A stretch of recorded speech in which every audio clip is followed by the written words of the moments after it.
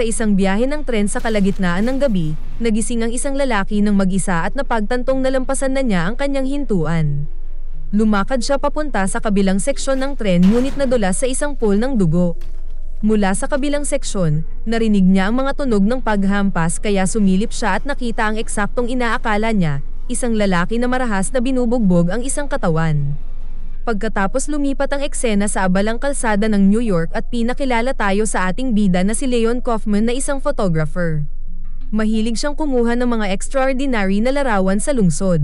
Nakatira siya kasama ang kanyang nobya, si Maya Jones, sa isang apartment na kanilang inuupahan ng magkasama.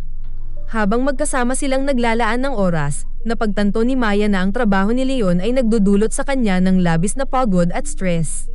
Dahil dito ibinahagi ni Maya ang magandang balita kay Leon na sinasabing napakiusapan niya ang kanyang boss na si Jurgis para ipakilala siya sa isang sikat na gallery owner na si Susan Huff upang mas mapaunlad ang kanyang propesyon.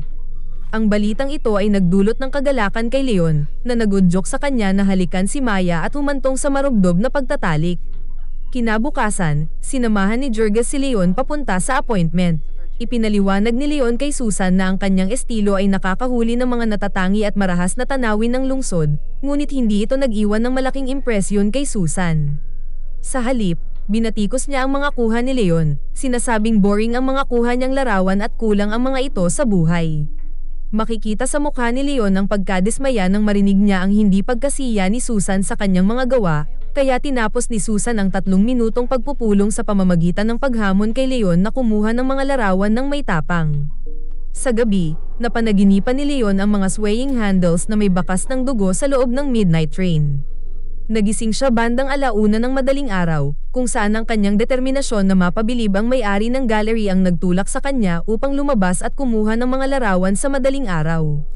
Pumunta siya sa subway ng lungsod noong gabing iyon, kung saan nakita niya ang 3 thugs na hinaharas ang isang modelo kaya agad niya itong kinunan ng litrato. Tinawag niya ang kanilang pansin kaya nagsimulang lumapit sa kanya ang isa sa mga thugs, at muli niyang kinunan ng litrato ang mukha nito. Pagkatapos tinuro niya ang security camera bilang banta upang maiwasan ang away, at binitiwan ng grupo ang modelo bago sila umalis. Pinasalamatan ng modelo si Leon at hinagkan pa siya bago sumakay sa tren. Sa tabi ng pintuan, isang matipuno at maayos ang bihis na lalaki ang humahawak ng pinto para sa kanya. Pagkatapos malampasan ng isang nakaka-stress na gabi, masayang pinatugtog ng modelo ang musika nang lumapit ang lalaki mula sa likod at hinampas ang kanyang ulo gamit ang meat hammer, dahilan upang agad siyang mamatay. Kinabukasan, ipinaskil ni Leon ang mga na-develop na larawan mula sa mga pangyayari kagabi sa istasyon ng tren. Hinangaan ni Maya ang resulta at kinumbinsi siya na isumite agad ang mga larawan kay Susan. Maya-maya, binisita ni Leon ang lokal na restaurant kung saan nagtatrabaho si Maya. Bilang isang vegan, palagi niyang hinihiling sa kusinero na iprito ang tofu na dala niya sa tuwing bumibisita siya, at ang kusinero ay nag-atubiling sumang-ayon matapos siyang pagtawanan. Binasa ni Leon ang pahayagan noong araw na iyon at natuklasan na ang babaeng kanyang iniligtas kagabi, si Erika Sakaki, ay iniulat na nawawala matapos sumakay sa tren. Dahil sa pag-aalala sa kinaroroonan niya, naramdaman niyang may pananagutan siyang agad na isumite sa kinauukulan ang mga litrato ng mga thugs na nanghaharas sa modelo kagabi kaya't binisita ni Leon ang istasyon ng pulisya upang ipakita ang mga larawan ng modelo bilang ebidensya. Gayunpaman, si Detective Lynn Hadley ay tila hindi kumbinsido sa kanyang teorya at iniisip pa nga na si Leon ang nagmamanman sa babae at siya ang may kagagawan sa kanyang pagkawala. Kalaunan noong araw na iyon, binisita ni Leon si Susan upang isumite ang kanyang mga photo entries. Ang may-ari ng gallery, na halatang namangha sa kanyang gawa, ay nagmungkahi kay Leon na magpasa pa siya ng 3 pang malalakas na larawan upang ganap na maging bahagi na siya ng kanyang group show sa susunod na linggo. Bilang resulta, sina Leon, Jurgis, at Maya ay nag-inuman sa diner bilang pagdiriwang ng magandang balita. Gayunpaman, biglaang natapos ang pagdiriwang nang magpasya si Leon na muling pumunta sa subway upang kumuha pa ng mga larawan. 3 pasahero ang naghihintay sa kanilang susunod na hintuan sa loob ng tren, ngunit lumihis ang tren sa ibang ruta, dahilan upang hindi nila marating ang kanilang hintuan. Mula sa convex mirror, nakita ng isa sa kanila ang parehong lalaking pumatay sa nawawalang babae na tumayo at lumapit sa kanila. Binalaan sila ng babae tungkol sa lalaki, ngunit hindi nila pinansin ang kanyang babala at nagpatuloy sa pag-uusap. Bigla na lang, Been checking me out during the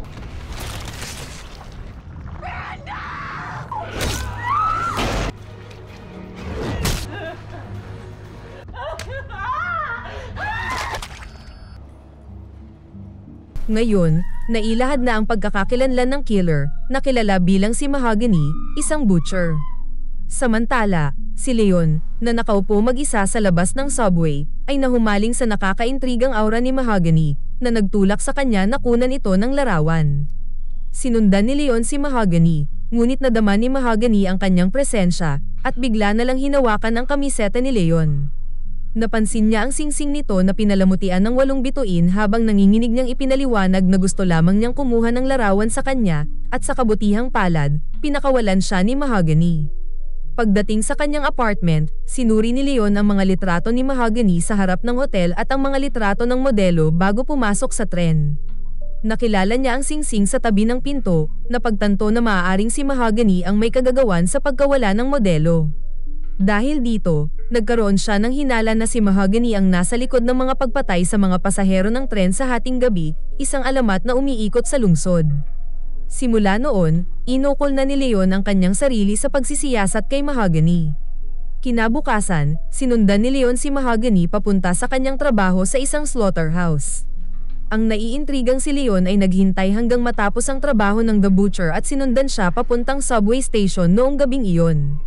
Sa kabila nito, mapanuri at maingat si Mahogany sa kanyang paligid. Naghintay siya hanggang maging maluwag ang istasyon, gumugol ng oras sa pag-upo at naghihintay ng posibleng biktima habang abala si Leon sa pagkuha ng mga larawan ng kanyang bagong paksa. Sa wakas, dumating na ang tren na matagal nang hinihintay ni Mahogany, ngunit bago pa man makasakay si Leon, pinigil siya ng isang gwardya upang suriin ang kanyang kamera dahil sa kahina-hinalang kilos nitong palihim na kinukuhanan ng litrato ang mga pasahero. Isang matipunong lalaki ang pumasok sa tren at nagtangkang pagtawanan si Mahogany bago niya mapagtanto na ang tren ay patungo pala sa ibang riles, dahilan upang malampasan niya ang kanyang hintuan. Inatake ni Mahogany ang lalaki at agad itong pinabagsak, ngunit napahinto siya at nabitawan ang meat hammer matapos umubo ng dugo. Hindi niya alam na may dala palang kutsilyo ang lalaki at bumangon upang subukang saksakin si Mahogany, ngunit nagawang iwasan ni Mahogany ang bawat atake. Nagsimulang magpalitan ng suntok ang dalawa, na ikinabahala ng driver ng tren na kasabwat ni Mahogany. Lumapit ito upang tumulong at binaril ang lalaki direkta sa ulo bago ipahayag ang pagkadismaya nito kay Mahogany. Samantala, ginulat ni Leon si Maya sa restaurant kung saan siya nagtatrabaho. Sinurpresa niya ito ng isang singsing at inaya na ng kasal. Matapos sumang-ayon si Maya, masayang ibinahagi ng dalawa ang mahalagang sandali. Noong gabing iyon, nanaginip si Leon na sumasakay sa midnight train at pumatay ng maraming biktima. Nagising siya mula sa nakakakilabot na bangungot at nakita ang sarili na nahuhumaling na sa pagnanais na malaman pa ang tungkol sa The Butcher. Si Mahogany, na may sakit sa balat, ay nakatayo sa harap ng salamin at gumagamit ng scalpel upang alisin ang sobrang balat na lalong lumalala sa paglipas ng panahon. Sa di malamang dahilan, iniingatan niya ang tinanggal na balat at itinatago ito sa kanyang kabinet ng gamot. Sa bahay, napansin ni Maya si Mahogany na paulit-ulit na lumalabas sa mga litratong kinukunan ni Leon. Tinanong niya kung bahagi ba ng group show ang mga litrato ng The Butcher, ngunit sumagot si Leon ng hindi, at ipinaliwanag na nararamdaman niyang kailangan niyang sundan ang The Butcher dahil maaaring siya ang sospek sa malagim na krimen. Ngunit pinaalalahanan siya ni Maya tungkol sa mga larawang kailangan niyang isumite kay Susan para sa palabas sa susunod na linggo. Ngunit tila sa puntong ito ay wala ng interes si Leon sa palabas ni Susan dahil sa pagkahumaling niyang imbestigahan ang misteryong nababalot sa The Butcher, at dahil dito nagsagawa pa siya ng mas malalim na pananaliksik tungkol kay Mahogany. Kinabukasan, pumunta siya sa pinagtatrabahuhan ni Mahogany at nagkunwaring siya ay isang butcher din, para lamang makita ito at makakuha ng higit pang ebidensya. Bilang isang vegan, hindi siya komportable sa lugar, ngunit nagpatuloy pa rin sa pagkuha ng mga litrato. Sa kasamaang palad, napansin ni Mahogany na lihim siyang kumukuha ng larawan, kaya tumakbo siya upang maiwasan ang sagupaan sa mapanganib na The Butcher.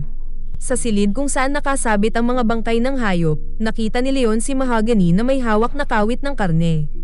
Iniangat niya ang sarili gamit ang bangkay ng hayop upang hindi siya makita ni Mahogany. Ngunit nang siya'y bumaba, hinabol siya ni Mahogany ngunit ligtas siyang nakatakas. Ang nababalisang si Leon ay pumunta sa diner. Umupo siya sa tabi ni Jurgis na kasalukuyang kumakain ng malaking plato ng steak. Nagutom si Leon kaya't kumuha siya ng piraso ng steak at kinain ito, na ikinagulat ng kusinero at ni Jurgis dahil hindi naman siya kumakain ng karne. Pagkatapos ng araw na iyon, tinipon niya ang mga artikulo ng mga pahayagan na may kaugnayan sa mga pagpatay sa midnight train na nagpuno sa buong apartment ng mga dokumento. Dumating si Maya sa bahay at nakita si Leon na kumikilos ng may matinding pagkataranta at pinagkwentuhan si Maya ng mga impormasyon tungkol sa pagkawala ng mga tao sa tren na sa tingin niya ay kagagawan ni Mahogany. Naiinis si Maya sa kanyang obsesyon sa The Butcher, nagmakaawa na itigil na ang pagkuha ng litrato sa gabi at tinawag ang kanyang investigasyon bilang isang conspiracy theory. Upang ilihis ang kanyang isipan, inabot ni Maya ang kanyang kamera para kunan siya ng mga portrait. Ngunit ang nasa isip pa rin ni Leon ay ang midnight train at si Mahogany, dahilan sa kawalan niya ng konsentrasyon. Humingi si Leon ng tawad kay Maya sa kanyang pagiging paranoid tungkol sa The Butcher. Sa gabi, habang nagtatrabaho si Maya sa diner, binisita siya ni Leon upang magkaayos. Biglang tumigil si Leon sa lugar nang makita niyang nakatayo si Mahogany sa labas ng diner. Agad nitong muling pinukaw ang obsesyon ni Leon, kaya nagtungo siya sa istasyon ng subway, sumakay sa tren, at handa nang kumuha pa ng mga larawan ni Mahogany. Sa biyahe, napansin ni Leon si Mahogany na nasa ibang seksyon ng tren. May ilang pasahero na sumakay sa huling hintuan, at sa huli pinatay sila ni Mahogany gamit ang meat hammer. Nasaksihan ni Leon ang pagkalat ng dugo at agad niyang kinumpirma ang kanyang teorya na si Mahogany nga ay isang serial killer. Sa isang nakakatakot na tanawin, nakita niya si Mahogany na kinuha ang mga ngipin, kuko, at buhok ng mga biktima bago ito isabit ng nakabaligtad. Naglakas loob si Leon na kunan ito ng larawan ngunit sa kasamaang palad, napansin siya ni Mahogany at hinabol hanggang sa siya ay ma-corner. Open the fucking door!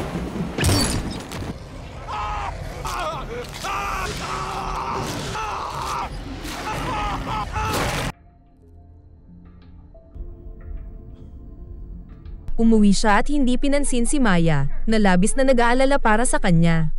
Sa loob ng banyo, natuklasan niya ang mga kakaibang marka sa kanyang dibdib, na agad namang nakita ni Maya. Inalok siya ni Maya na tumawag ng ambulansya matapos makita ang mga marka at sugat sa kanyang katawan. Gayunpaman, pinigilan siya ni Leon dahil kailangan niyang dumalo sa group show ni Susan. Ibinunyag ni Leon na si Mahogany ang serial killer sa midnight train, ngunit wala siyang maipapakitang pruweba dahil naiwala niya ang kanyang kamera sa tren. Nabahala si Maya sa mga pahayag niya, at sinabing maniniwala lang siya kapag nakita niya ang mga larawan sa kanyang kamera. Kasama si Jurgis, nagplano silang bawiin ang kamera ni Leon, kaya tumungo sila sa apartment ni Mahogany. Matapos makapasok, hiwalay na sinuri ni Maya at Jurgis ang lugar. Si Jurgis ay naghahanap sa mga kagamitan habang si Maya naman ay pumasok sa banyo, kung saan nakatago ang mga balat na pini-preserve ni Mahogany. Lingid sa kanilang kaalaman, bumalik na si Mahogany sa kanyang apartment at nahuli si Jurgis matapos matagpuan ang kamera ni Leon na nakatago sa aparador. Habang palabas na ng banyo si Maya, nakita niya ang bag ni Mahogany at timetables na nagtatala ng mahigit 100 taon ng mga pagpatay sa tren. Pagkatapos tumakbo siya upang tumakas matapos makita ang balikat ni Mahogany mula sa aparador. Sa pagkabatid na may nangyaring masama kay Jurgis, iniulat niya ang pagkawala ni Jurgis sa pulisya, ngunit nanatiling duda si Detective Hadley sa kanyang mga pahayag. Ayon sa kanya, nagpadala siya ng team ng investigasyon sa apartment, ngunit wala silang natagpuang kahit ano. Nang pinipilit ni Detective Hadley si Maya na ibalik ang timetables na kinuha niya sa apartment ni Mahogany, humingi si Maya ng kasagutan kung bakit, ngunit isinawalang bahala ito ng opisyal. Sa gallery, dinaluhan ni Leon ng isang kaganapan kung saan ipinakilala siya ni Susan sa mga kliyenteng humanga sa kanyang pambihirang gawa. Gayunpaman, dahil sa sobrang stress, hindi na niya kayang makipag-usap ng maayos kaya naglakad-lakad siya sa gallery hanggang sa mapahinto siya sa isa sa kanyang mga litratong kasama si Mahogany. Pinagmasdan niya ito ng mabuti hanggang tanungin siya ni Susan kung ano ang problema, bago siya umalis, at sinabi kay Susan na may tren siyang kailangang habulin. Samantala, kinuha ni Maya ang isang baril na nakatago sa restaurant at natagpuan si Detective Hadley sa labas, na sa wakas ay ibinigay na sa kanya ang kinaroroonan ni Jurgis sa tren. Habang sumasakay siya sa tren, tinipon ni Leon ang ilang mga sandata mula sa slaughterhouse, nakahanda ng labanan si Mahogany. Sa tren, napagtanto ni Maya na ibang direksyon ang tinahak ng tren, kaya't matapang siyang tumayo at naglakad sa kahabaan ng pasilyo, kung saan siya nakita ni Leon. Dahil sa takot para sa kanyang buhay, tumalon si Leon sa tren at binasag ang bintana ng pinto upang makapasok. Nakarating si Maya sa huling kareta at nakita ang mga bangkay na nakabitin ng nakabaling ang ulo sa mga handlebar, parang mga pinatay na baboy. Ang nakakasuya at nakakadurot na amoy ng mga bangkay ay labis na nagpabigat sa kanyang pakiramdam. Gayunpaman, natagpuan niya si Jurgis na buhay pa na nakasabit doon. Sinubukan niyang palayain ito, ngunit lalo lamang nitong pinahirapan ang kanyang kondisyon. Ang pagsigaw ni Jurgis ay nagpaalarma sa The Butcher, nakakatapos lamang pumatay ng isa pang biktima. Dumating si Mahogany sa compartment ng mga bangkay at nakita si Maya. Sinubukang barilin ni Maya si Mahogany ngunit hindi niya ito matamaan, kaya't napilitan siyang tumakbo. Gayunpaman, binato siya ni Mahogany ng kanyang meat hammer at tinamaan ang paa ni Maya dahilan upang siya ay matumba. Lumapit si Mahogany at papatayin na sana si Maya, ngunit pinukaw ni Leon ang kanyang atensyon sa tamang oras. Nagharap sila at naglaban sa gitna ng mga nag-aalimbukad na katawan.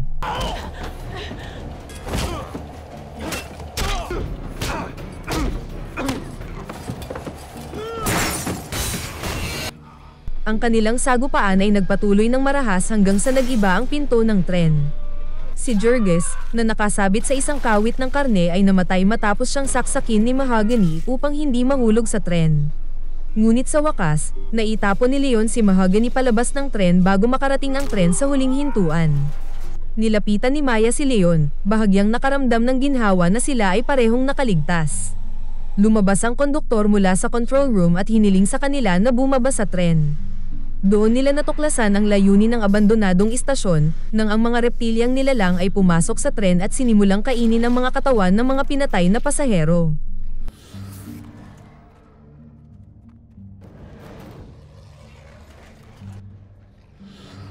Bumaba silang dalawa at pumasok sa isang kuweba sa ilalim ng lupa, na punong-puno ng mga bungo at bulok na katawan.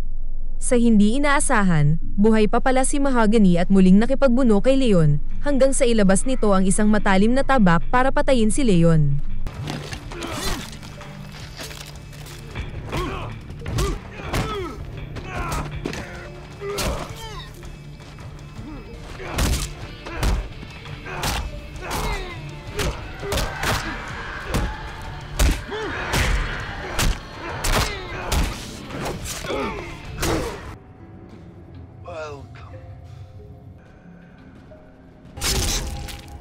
Lumabas ang driver sa tren at ipinaliwanag kay Leon ang katotohanan tungkol sa trabaho ni Mahogany, at kailangan na siyang palitan dahil sa hindi niya nagampanan ng maayos ang kanyang trabaho dahil sa iniinda niyang sakit. Dagdag pa ng driver na ang mga nilalang na kumakain ng karne ay namuhay sa ilalim ng lupa noon pa man bago umiral ang subway, at tungkulin ni Mahogany na pakainin sila gabi-gabi upang mapanatili silang malayo sa sibilisasyon at hindi umatake sa mga pasahero ng tren sa araw. Dahil sa wakas ay natuklasan na ni Leon ang pag-iral ng mga nilalang, pinuto ng driver ang dila ni Leon upang hindi niya maibunyag ang katotohanan tungkol sa mga reptilyang nilalang. Pagkatapos, nilapitan niya ang walang malay na si Maya na nakahiga sa ibabaw ng tumpok na mga buto. Binuksan niya ang dibdib ni Maya upang kunin ang kanyang puso bago ito ibigay kay Leon, sapagkat kinakailangan na nitong palitan si Mahogany bilang bagong The Butcher at sumali sa adhikain ng kanilang grupo. Without question. Nagtatapos ang pelikula sa eksena kung saan ang detective na si Hadley, na isa ring kasapi ng grupong binanggit ng driver, ay ipinasa ang timetables at maleta na naglalaman ng mga kasangkapan sa pagpatay, sa isang lalaking nakasuot ng suot at parehong singsing na may simbolo ng grupo. Ang lalaking ito ay naglakad sa midnight train, at unti-unting nabunyag na ang lalaki pala ay si Leon, ang susunod na butcher. Lumalabas na ang mga nakakakilabot na panaginip kung saan nakita ni Leon ang sarili niya na pumapatay ng mga pasahero sa tren ay isang babala. Ang sakit sa balat sa dibdib ni Mahogany ay kapareho ng ibinigay kay Leon noong siya ay nahuli, nangangahulugang pinili siya ng mga reptilyang nilalang bilang susunod na butcher.